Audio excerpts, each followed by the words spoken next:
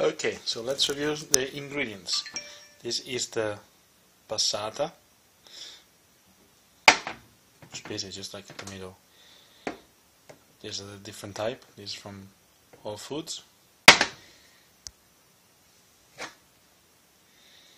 The actual tomatoes, best brand ever.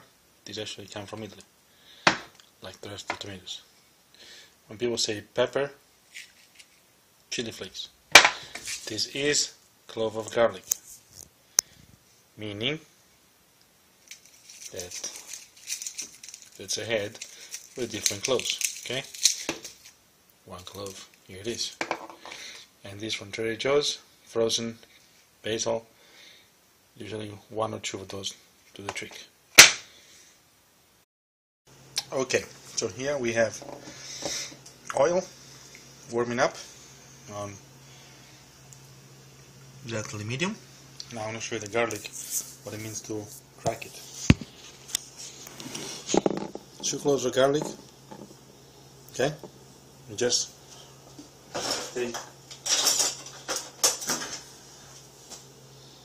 knife, put the blade on top of it, and then just hit the blade, and that's a cracked garlic. Toss it in. Other one, cracked garlic. Okay, toss it in. See, it's not even fizzling because let me show it does it very, very slowly.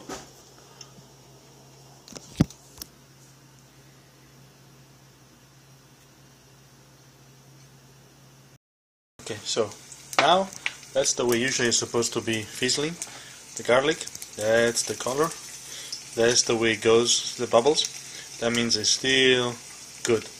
I take it off the heat because otherwise it keeps cooking, and I put in some pepper because I like it spicy. If you don't like it spicy, you don't need to put this stuff. Peppers, same thing. If they turn brown, they get bitter. So you just kind of put them on the side like this, not even a minute. What you get is the flavor, get a bit toasted, and that's it. Okay, the garlic, as you can see, is just barely golden on the sides. Okay, this goes back down on the heat, a few seconds, and then we'll put in the tomatoes. So notice the tomatoes are in, and these are the whole tomatoes that have been cut. Then we put some of the strained tomatoes just to finish this jar.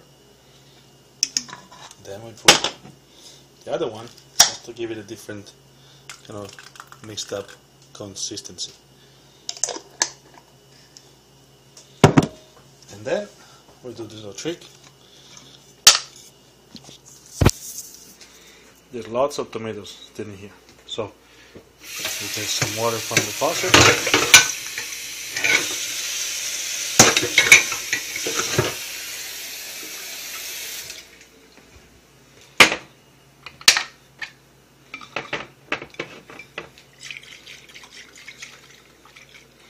Shake it up so now all the tomato gets cleaned up by the water.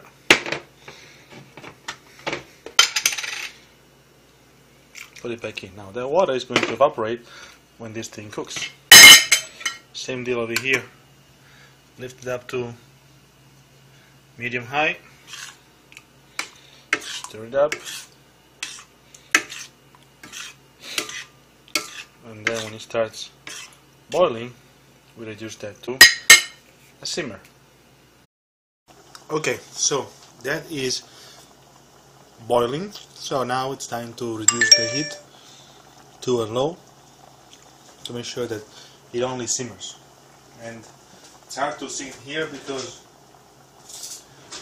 it's an induction stove, so you can't see the changes right away. But just kind of stir it up a little bit. You'll see all the steam coming out.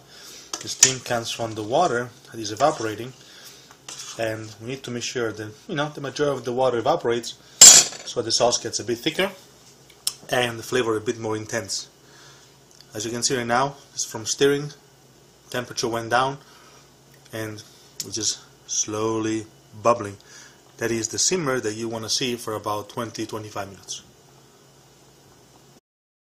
Okay, so the pasta now is ready to be dumped. Water is boiling.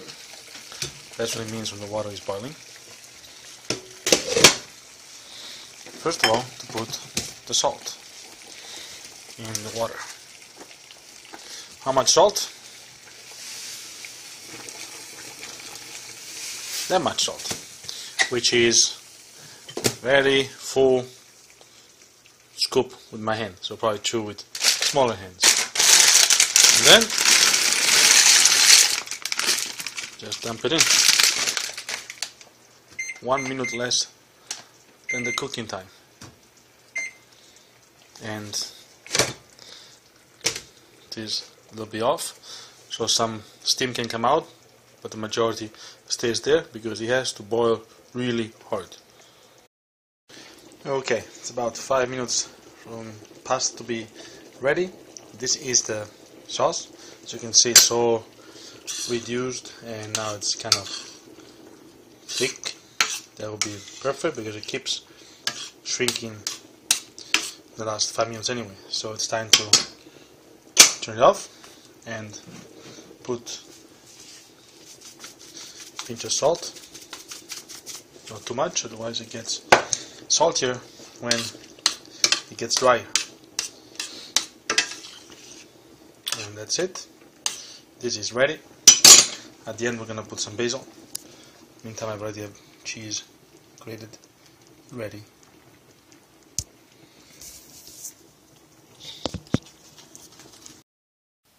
Okay, so the pasta has been drained.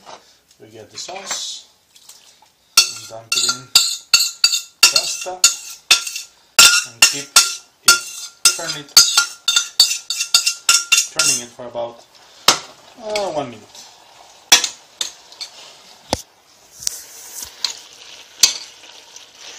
It's not particularly red, so that means that I could have put a bit more sauce in it.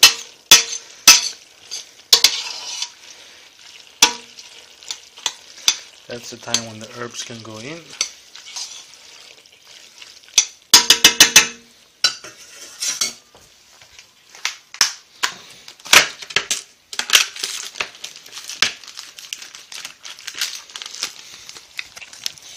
Uno, due, tre.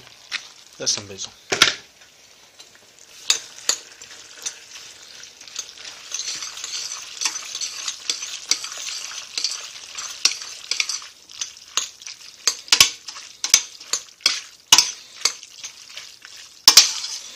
And the noise that it makes, it tells me that it's still a bit wet, which means that it can still cook for a little bit.